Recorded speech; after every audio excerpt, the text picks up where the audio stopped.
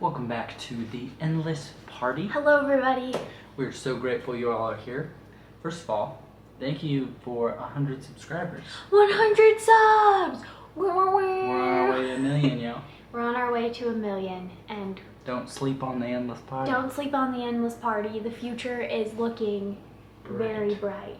Yes. Speaking of future, actually no, this isn't relatable at all. So currently we're filming, it's May 2nd, and we woke up to snow.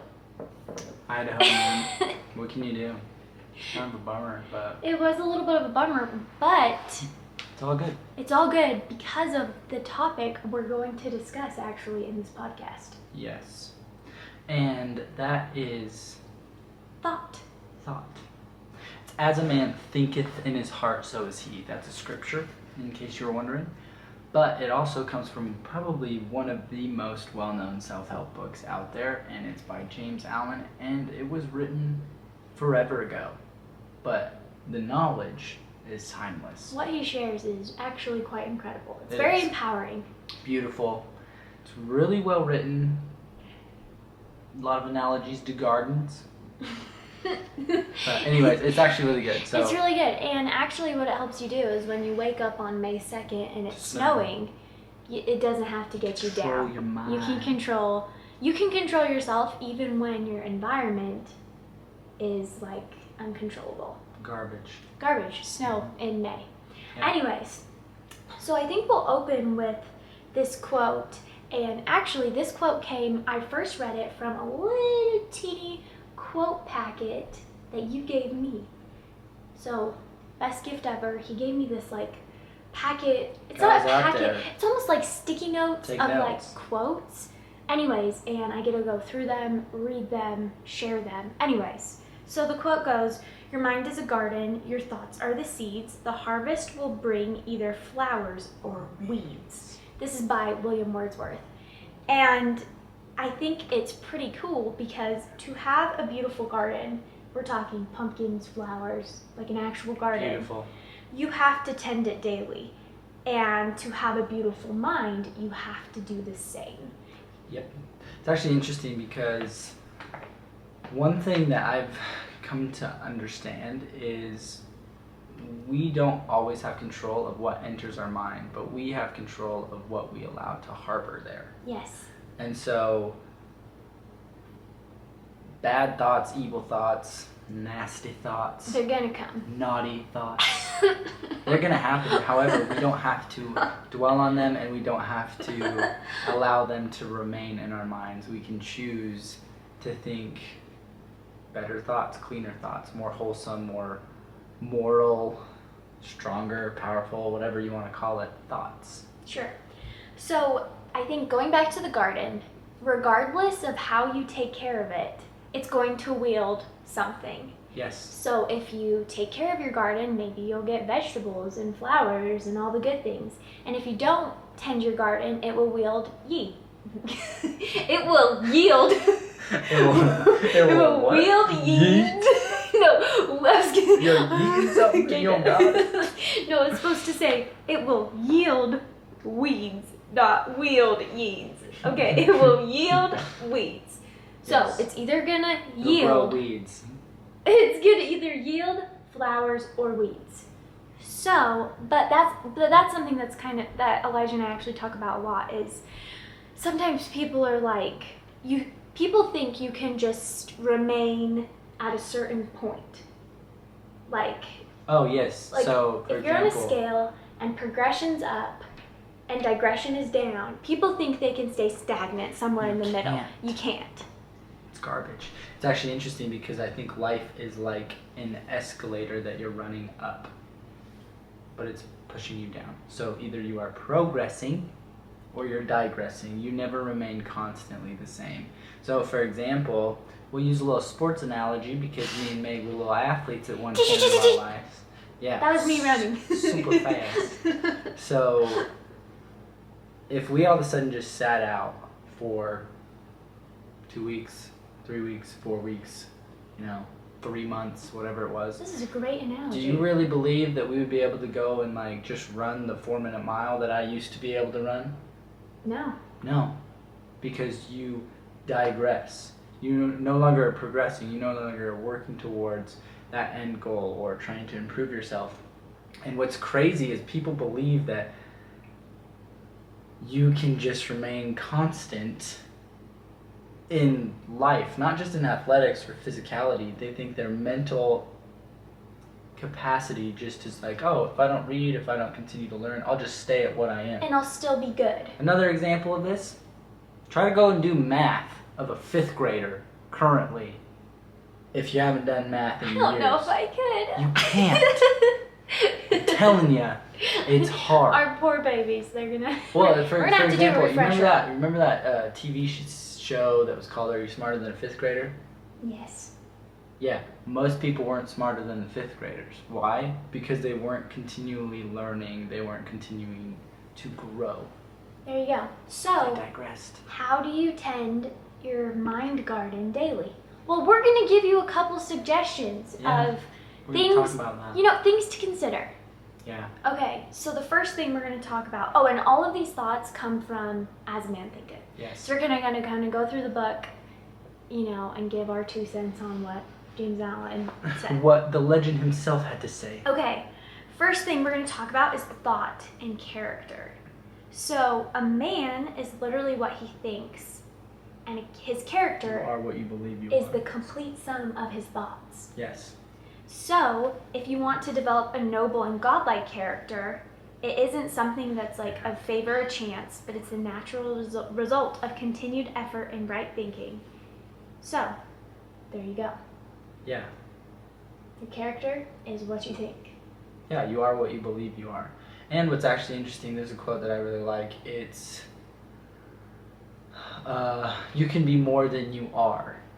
But it starts with believing that you can be more than you are. A lot of us are complacent in who we are or what we are, or we think our lot is so hard, or we believe that we are just a failure. And here's the craziest part. If you believe it, it's true. If you believe you're a failure, it's true. We're actually going to read a poem later that's actually quite fun.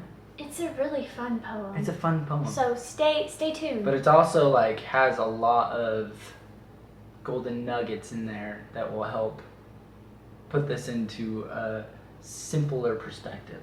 There you go. So, thought and character. Your character is what you think. Mm-hmm. Okay, moving on.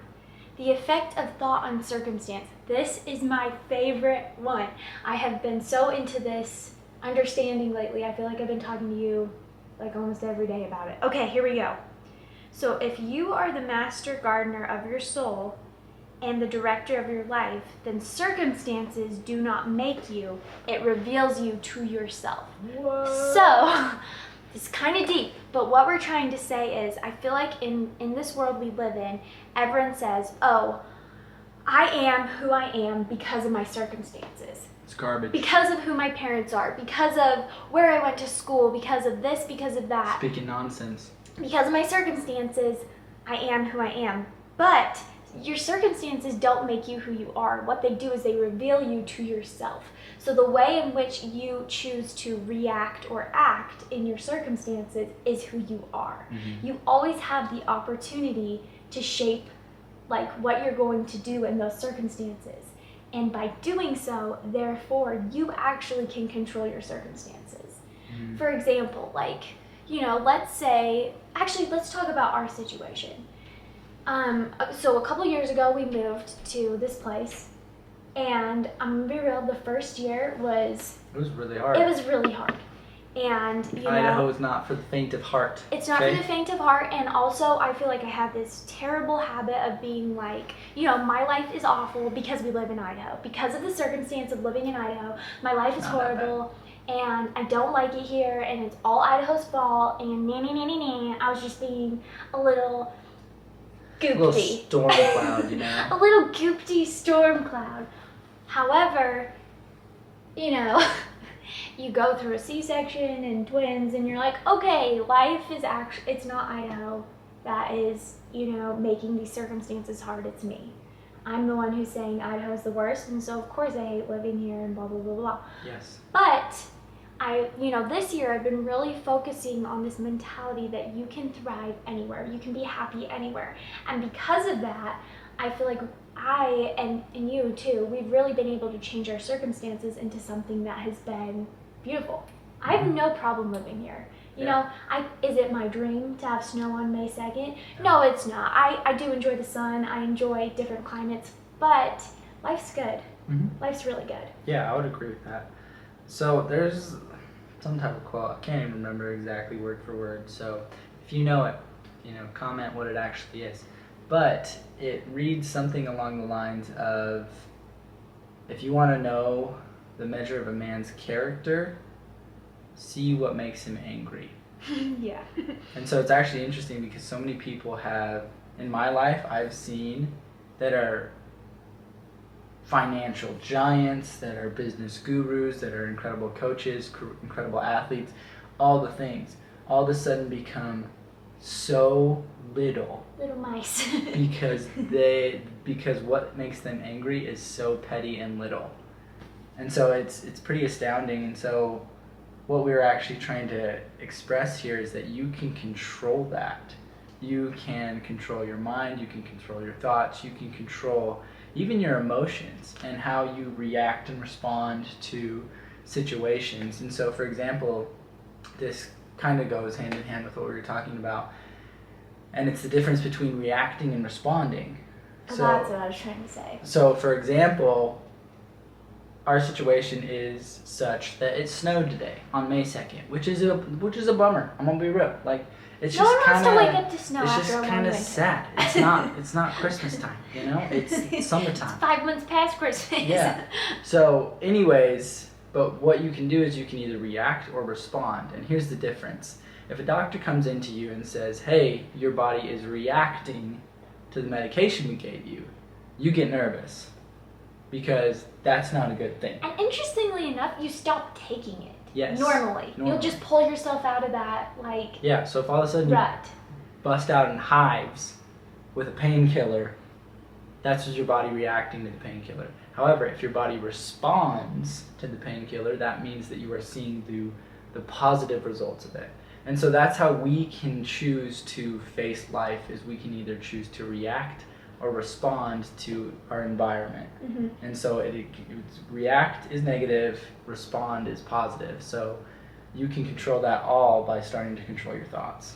Yes, it kind of goes along with James Allen says. He goes, "Men are anxious to improve their circumstances, but are unwilling to improve themselves. Therefore, they remain bound." That blows my mind. If you want to improve your circumstances, improve yourself. Yeah. We still live in Idaho. That hasn't changed. But what did I do? I tried to improve myself, improve my thinking, and tried to, make this place as much of a home. Yeah. Try to make this place as There's much of a home as another you can. quote by, I'm just full of quotes today. He's full of knowledge, man. There's a quote by Jim Rohn that says, "If you want to earn a living, work on your job. If you want to earn a fortune, work on yourself." On yourself. And it's actually interesting is there's also another quote that says, "The world will pay you largely what it believes you're worth. So make yourself worth more." That's just it, Just like that. You gotta work on yourself. You gotta just be the best you can be. And if you're not, guess what? You can change. You can improve. It's beautiful. Thanks, homie. Next thought is about suffering, which is another thing I really like. Bleak. It is bleak. It's about suffering. It's about suffering. Here's the thing. So you're gonna suffer. All of us suffer in this life, but you're gonna be happy about it. No, sorry. All of us suffer in this life, but Suffering is inevitable in this life. But why do we suffer? And James Allen says we suffer because of our weakness. And thereby working through suffering, we're able to mold and shape and refine those parts of ourselves that are rocky, sharp, and we can smooth them out and become, Better. virtuous and become better. And a lot of times I think that we suffer because we're good. Yeah, which is so I suffer garbage. I don't understand because I'm so good. I'm so This is really righteous. hurting me. Or I'm suffering. No, you're not.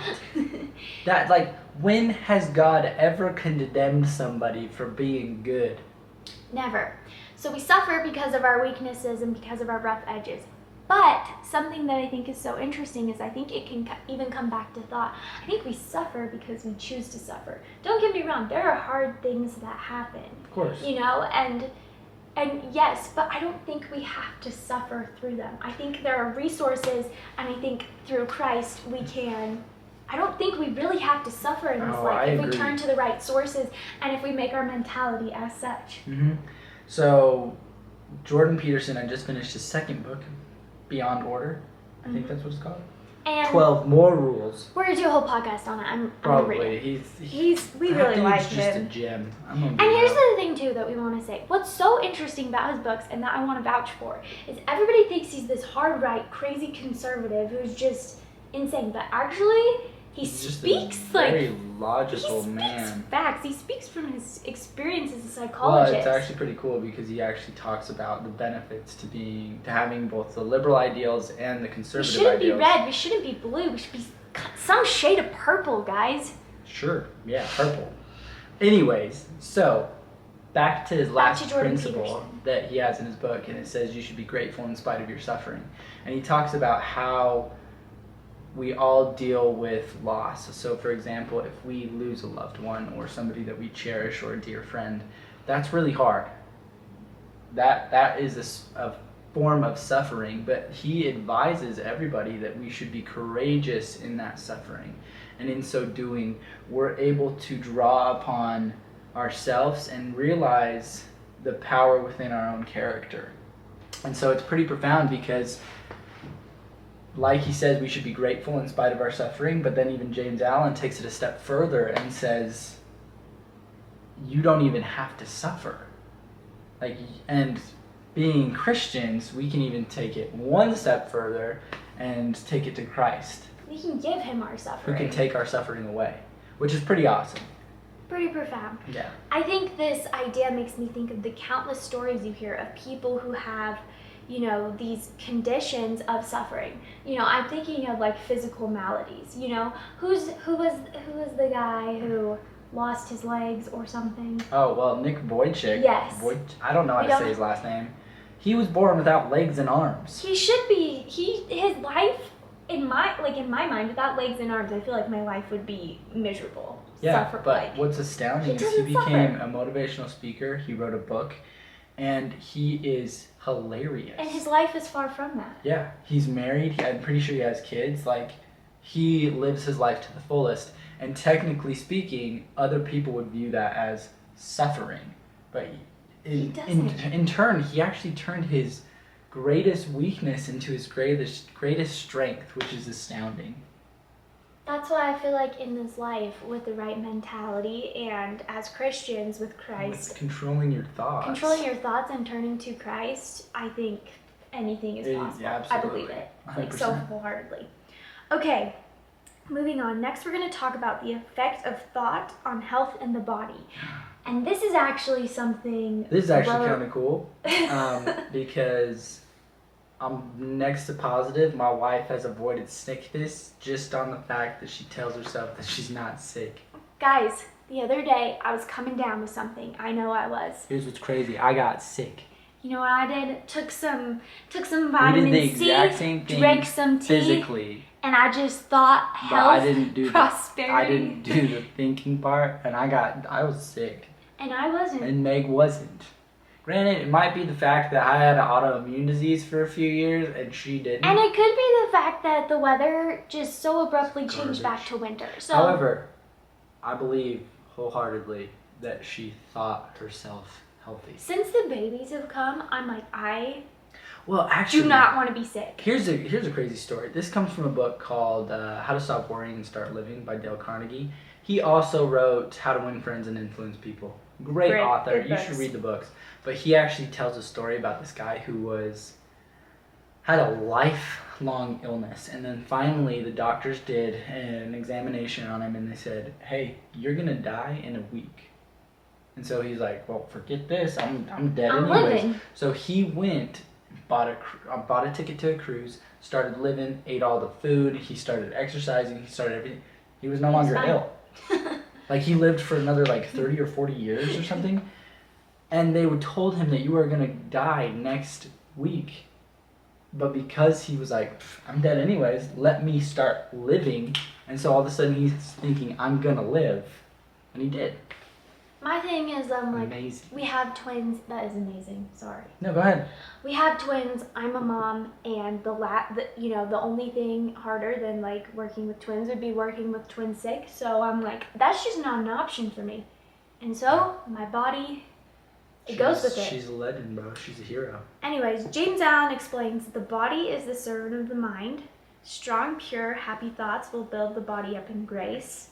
And a change of diet will not help a man who will not change his thoughts. So protect your body by guarding your mind, and renew your body by beautifying your mind. This is actually cool too. I just thought about this because. So I'm gonna share this if you're okay with it. It's about like our process to babies. Oh yeah, absolutely. Okay, so me and Meg, should say Meg, but like it's a group effort. It's a group effort, but so we tried to get pregnant a couple of times, a few times, and she actually had miscarriages at like 13 and 14 weeks, which is sad, which is a hard thing to go through. However, we also realized that this is a common occurrence in so many women across the world, and it's a hard thing to deal with. But what was astounding is how many stories out there of these women who were adopting kids because they found out that they couldn't have children, and they tried and tried and tried for years and years and years. And then as soon as they were in the process of adopting kids, they had this mindset of, I'm going to have a baby. And then they get pregnant and have a baby. And I'm going to be real, that has to do with your thoughts, because your thoughts really are the master of your body. And that's just one example. Or like the guy that was sick, who was going to die within a week, and then he changed his entire life, and now he lives for years and years and years. I can even think back to a million different sports examples. For example, I think most people know this, Michael Jordan in one of the NBA finals was sick as a dog. He played his like unreal. He played unreal, and during the game, he wasn't sick. Anytime on the sidelines, he was sick. So cool, right? I mean, it's pretty astounding what the human body can do when it is subject to the will of the mind. Pretty amazing. I think I was reading, it was Power Positive Thinking, I'm not sure, and this percentage is a ballpark, so whatever. I think it said that like 78% of illnesses we take to the doctors are like construed in our minds or something. Oh yeah. However, here's the thing, I'm not to say, get medical help if you need medical help. There's a time to take medicine, there's a time to go to the doctor, but also, I encourage you to, try to use your mind. Yeah. To heal yourself. Like, in no way are we saying if you break your leg today that you should just be like, my leg is not broken. Go get proper medical attention. Doctor. No. What was the other example that I was going to use? Well, I have an example. Okay, go ahead. It's also from Norman Vincent Peale. There was this woman who came in, and she was sick and tired, and she just looked like gray. And I've actually seen a couple of examples of this in my own life where people's mindset just gets so dark and depressing that their body starts to like manifest that in their like aura and in their skin tone. But anyways, this woman sought out Christ and changed her thoughts and started to live, and she beautified her body in the sense that she was alive and she had youth again, and she came back to Norman Vincent Peale, and he didn't recognize her. He didn't, because she came back a couple years later and she was this whole new person, and she'd like reconstructed her life based on these like positive thoughts. And he goes, I'm sorry, like I don't recognize you, who are you? And she goes, I was the woman who came in, glum, gloomy, and sad. And she fixed, she switched her mentality and, restored health to her body. Pretty incredible. I think it's pretty astounding, really. All right, moving on? Yeah. Moving on. Okay, next we're going to talk about thought and purpose. If you make your purpose like the centralizing point of your thoughts, that's a really great way to shape your thoughts. So for example, Mine and Elijah's purpose that we've kind of come to understand and develop together is we want to do as much good as we can for as many people as we can. That means all of you. That means all of you. And we want to do it, and the way we're going to do it is we're choosing to do it in the form of this podcast. Mm-hmm. So this podcast, one way. We're going to do it in a lot of ways, but this podcast this is the way. So, anyways, one of the ways we're doing it is this podcast, and because of that, this podcast is in the center of our minds all the time. And what's pretty cool is because we talk about these principles on this podcast, and because, you know, a lot of our time, you know, free time is dedicated to this podcast, it's pretty cool the way that our thoughts have kind of shaped around it. You know? Yeah, and it's pretty cool too because we have to start living by what we say on this podcast. If we have to practice what we preach, but it's been amazing. There's a lot of people who listen to this and we're like, we have to do what we say, or else we're just, you know. Hypocrites. Nobody likes hypocrites. Yeah. Okay, that's the first thing. And then the second thing about purpose is having a purpose can help you to conquer doubt and fear. And he who has conquered doubt and fear has conquered failure. Mm-hmm. Yes. There you go. There's actually, when I think back to my career as an athlete, any time that I ever went in absolutely confident and, what was that? What did you just say? The thing about fear. Oh, doubt and fear. He who has conquered doubt and fear has conquered failure. That's what it is. So anytime I conquered doubt and fear, that I went in absolutely confident, I ran incredibly well. But if I went in fearing the competition, or fearing even just the clock, or even if I said like, "Oh, I'm so nervous, I don't know how I'm gonna do." Yeah, it was garbage. I didn't do as well. We did really poorly. So yeah. So what we're saying though is, if you're able to conquer that, you're able to conquer pretty much anything. Okay, so purpose kind of goes along with this next section. It's all about your visions and ideals. And James Allen says that the dreamers are the saviors of the world. That's right. And I love that because it's the people with dreams who make this world a better place, who bring new things to the table. You know, it's just cool. There's a scripture that actually says, where there's no vision, the people perish. And it's actually interesting because there's also another reference or quote. It's kind of more of a bleak quote, but it's like, most men die at 35, but aren't buried until 75. And it's because a lot of these people don't have vision, that it's been beat out of them by the mundane, the mediocre, the 9 to 5, whatever it is that you want to call it. And because of that, they lose their vision, they lose their passion, they lose what drives them each and every day, and because of it, they die. They don't die physically, but their spirit just diminishes. Right, so how do you combat that? Well, one thing is, in the scriptures, countless times, there's this idea that it's like, ask and then ye shall receive. Ask and ye shall receive, knock and it shall be opened unto you. So dream lofty dreams, and as you dream, so you will become. Yes. You will become your dreams, and you can become the ideals of your heart. Yeah. It's actually another interesting thing. I think it comes from this book. It says, a man becomes that which he secretly harbors. Yes. And then Marcus Aurelius says, never desire anything that needs walls and curtains, which is pretty cool. So when I think about this, it's like, look within yourself and look to see what the desires of your heart are. And if they are not aligned with what you want your values and beliefs to be, then you need to change the desires of your heart, because quickly you will become this awful person. Whereas on the flip side, you can become somebody great. You can become your dreams. You can become your greatest version of yourself just by simply believing. And you can be, like, you can quite literally and metaphorically become that $1 million man. Yes. You can. You can become $1 billion man. You can become $2 billion man. Yeah. Okay. $2 billion. Last section, and then Elijah's gonna read the fun little poem. So last section is all about serenity. And serenity. Only the wise man, only he whose thoughts are controlled and purified, makes the winds and the storms of the soul obey him.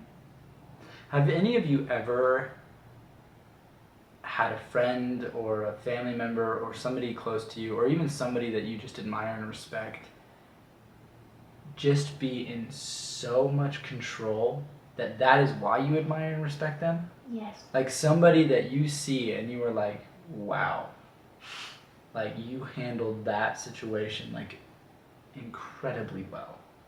Like there's actually another story, freak, told one today. There's a story of this young man who him and his father ran a junkyard, and his father got really, really ill, and so his son started to run the junkyard when he was about 15 years old, completely by himself. But people started to take advantage of this because it was just a 15-year-old kid, so things started to go missing from the junkyard all the time. Transmissions, engines, whatever they found in this junkyard. Finally, this 15-year-old kid was sick of people taking advantage of his dad's misfortune, and so he finally just got up the courage and started confronting people. First person he confronts, okay, it was another young man who was stealing a transmission, and he was about to, like, this 15-year-old kid was about to deck this kid in the face and just like give it to him and then take him to the police. And his dad's infirm, feeble hand comes and rests on his son's shoulder. And he's like, hey, I can see that you're pretty upset. Why don't you let me handle this? So he takes this kid who just stole a transmission back to the main office. And he says, son, why are you stealing this transmission? And this kid relays the story of how his family has no car and he's trying to fix the car and like blah, blah, blah, blah, blah. And so this guy, like, he's like, what's wrong with your car? Turns out that he has his clutch is the problem and a few other things. And so the guy just gives him the clutch. He gives him the transmission. He gives him everything that he needs to fix this car. And then he says, son, you don't need to steal. Just ask for it. People are always willing to help. And then the 15-year-old that was about to punch this kid's lights out was like, my dad taught me a valuable lesson that day.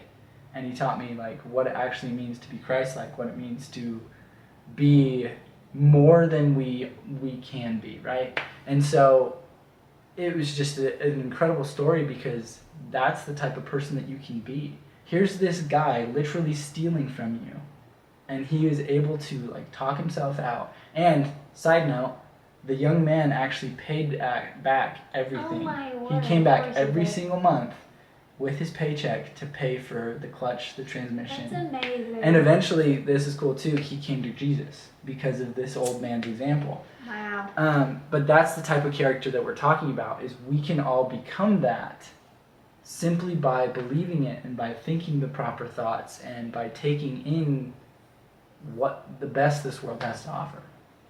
There you go. Self-control is strength, right thought is mastery, and calmness is power. Yeah. So we'll end with that. That's kind of a recap of James Allen. Mm-hmm. And now we're going to move on to the fun little poem. Yeah. Ladge's fun little poem. Okay, so let's this do it. has a lot of different names. Okay. It's called Thinking, or it's called The Man Who Thinks He Can, or Whether You Think You Can or Think You Can't. You're right. So it says, if you think you are beaten, you are. If you think you dare not, you don't. If you'd like to win but think you can't, it's almost a cinch you won't.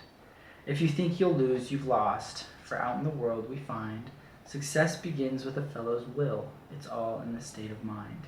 If you think you're outclassed, you are. You've got to think high to rise. You've got to be sure of yourself before you can ever win a prize. Life's battles don't always go to the stronger or faster man, but soon or late, the man who wins is the man who thinks he can. That is by Walter D. Wintle. And it was actually something that I would recite to myself in my athletic career. Because I very, very rarely was I the tallest on the line. I don't think I ever was the tallest on the line, to be honest. I wasn't either. That's why I can laugh. So, our girls have a very petite future, Yes, as they the do. doctor A said. bright but A petite, bright but petite future. We're not very big people. Anyways, what was amazing about this is right at the end it says, life's battles don't always go to the stronger or faster man, but sooner or later the man who wins is the man who thinks he can. And so that's what we want to end with today, is start believing in yourself, start believing that you can achieve greatness, and you'll be able to.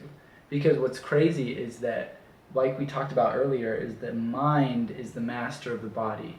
And as soon as you start believing that you can achieve greatness, your actions begin to pattern themselves after that thought. And Yes. you begin to achieve greatness. So start with your thoughts. You can if you think you can. And we will catch you next time. So Until next time. Thank you for being here. Yes. And if you're listening instead of watching on YouTube, subscribe. please subscribe, okay? Yeah, go subscribe do to our this. YouTube. Go subscribe to Spotify. All the things. Subscribe. Subscribe. Okay? Okay. Thanks, guys. Peace. Peace.